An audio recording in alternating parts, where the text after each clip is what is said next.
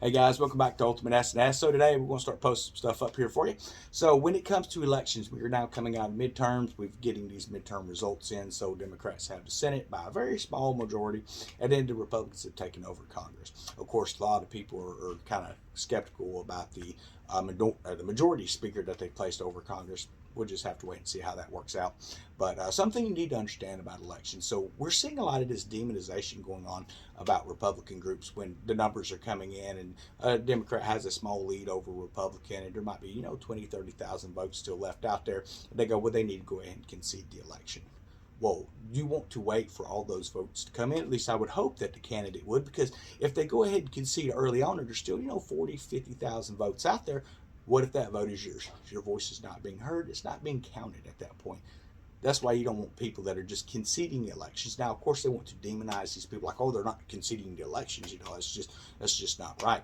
But something that goes further than that, when all those votes come in, and every single one's counted, there's a very small majority margin there.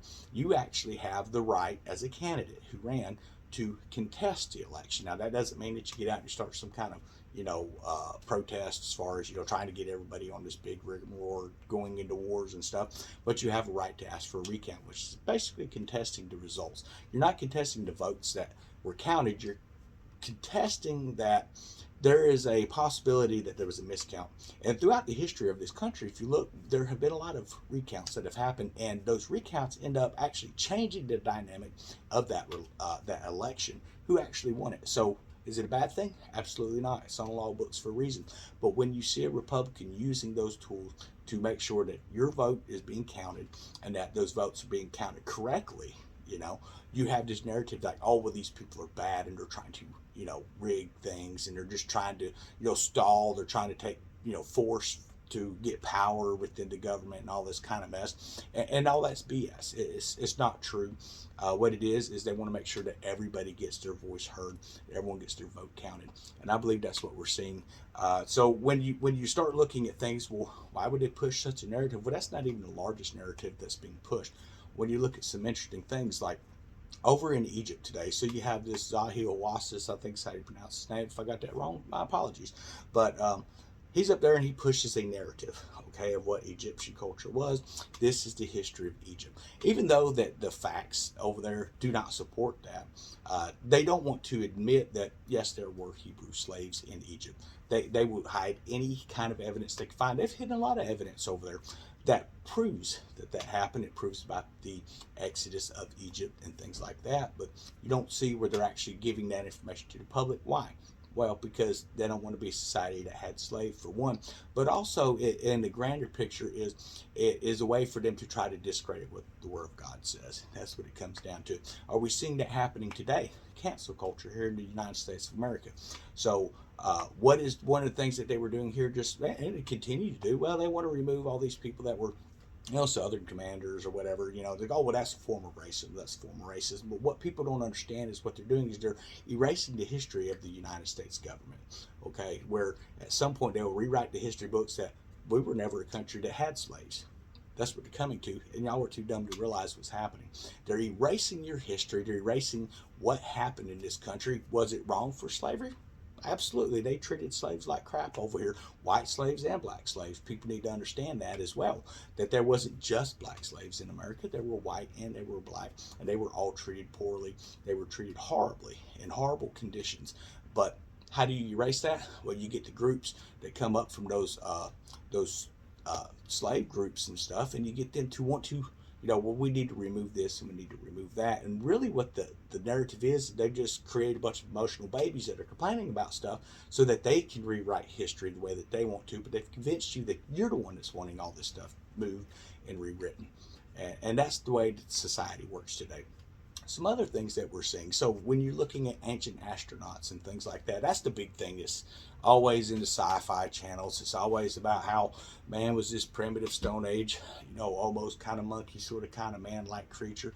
And then we come through the Stone Age, and then we get into the Copper Age, then the Bronze Age, and then finally into the Iron Age, and we finally work our way into the Industrial Revolution. But none of that's true, because when you go back and read the book of Genesis, before the flood, you read that there was an offspring of Adam that actually worked steel and bronze.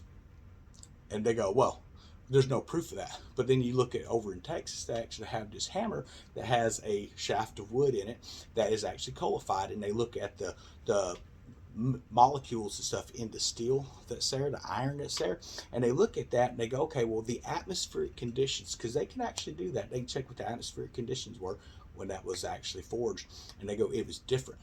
We had higher oxygen contents and things like that. It was probably more of a lush world at that time, which would kind of coincide with what we read about pre-flood world.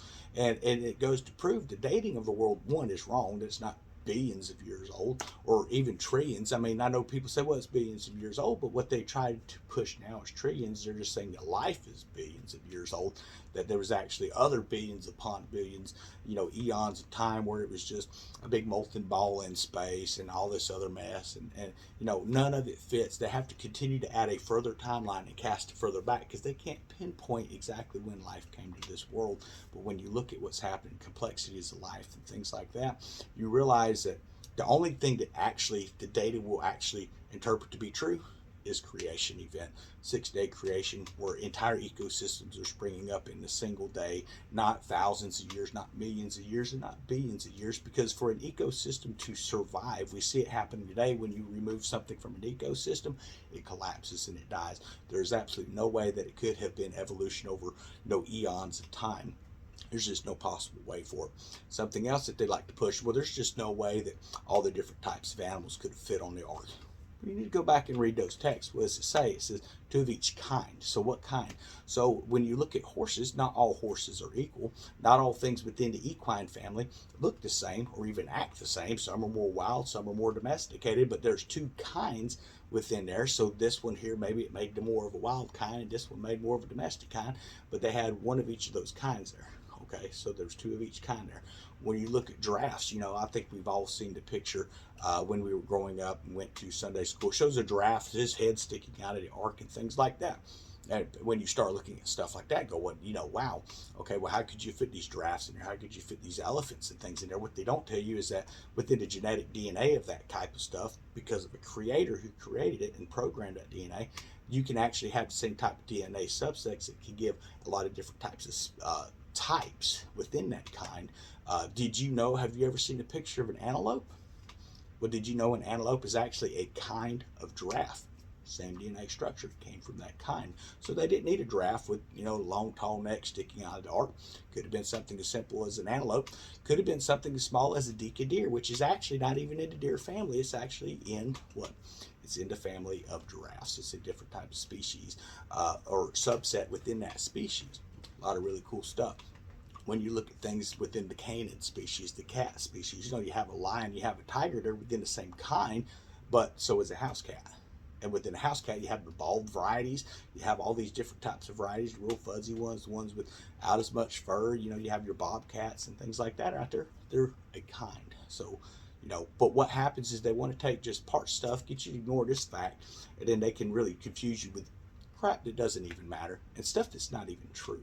So that's where we're looking at things. When you start looking at elephants, most people think of an elephant with real big ears, real tall trunks and all that. But you don't realize there's actually pygmy elephants around. Now they are on the verge of extinction, but there are pygmy elephants that are smaller. But within that subset of DNA, within the information and the molecules that are written in there, hey, it's a kind of elephant, and depending upon the situations, those kinds can have more things spring up.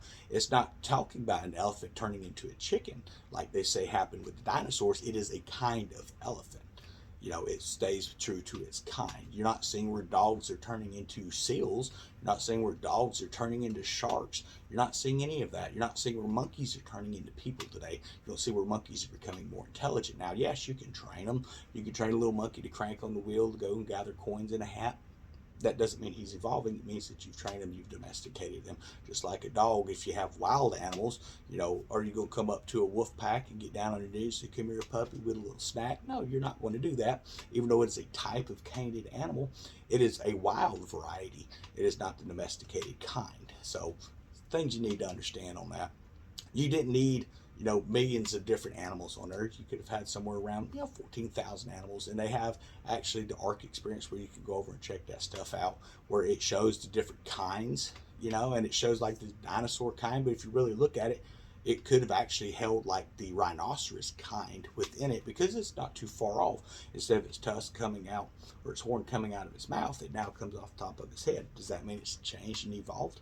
No. It means it adapted to the natural selections of the world after the post flood, and things start to slowly change. And that's what they like to look at, is they'll say, okay, well, we have a finch and we've found it over on the island and the seeds are bigger. So what happened is only finches with big beaks are able to survive over there, and that's what passes the genetic material down. Well, that's natural adaptation. That's natural selection. That is not taking a kind and turning it into something else. You don't see finches turning into, freaking a big lizard with a heartbeat.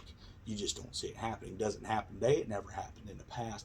They want to confuse you. They want to change things the way you see it. And that's what they want to do with elections and stuff. That's what's happening here in the end days as well, guys. When you start looking at what's happening around the world, people are like, well, how do we know that the Bible is true? Well, I'm going to urge you to go to the New Testament and just read what is going to be happening in the end days. Okay, let's go to the book of Revelation, and you can read, well, actually, really any of the books of the Bible, Romans and stuff. Go in there and it's talk about the end days and the way the world's going to be. You're going to have, men laying with men. You're going to have women laying with women. You go, well, history's done that all the time, but it's not been paraded and it's not been taught to your children in history until now. And when does the Bible say that's going to happen? In the end days, just for the tribulation period. So that's the period we're living in. And everything throughout the Word of God, when you read it and you take a scientific method, okay, true facts, and you allow it to interpret the course of where it's taking you, it will always take you back to a point of a 6-day creation, not a 6 million year creation, not a 6 billion year creation, not a 6 trillion year creation, not eons of time. Transpermia, for those who don't know what that is, it's where, okay, well, everything kind of created here, but they can't really, prove where evolution started. So when I would say what happened was there was probably another planet that had life on it. So either aliens, ancient, it always comes back to ancient aliens. They came in and they cast a meteor or some kind of a seeding thing to seed life here, and that's what kickstarted evolution. There's no proof of that. Or they'll come in and say, okay, well, it was just space rocks that were floating around and had a building blocks of lives, amino acids and stuff, and that's kind of how it happened and all. Anything they can to take out intelligent design, because they want you to believe that you're a moron. Through and through, from the beginning of time to now, mankind is just moronic. Now, I know we have a lot of people that act like moronic people. We have a lot of people that are willfully ignorant.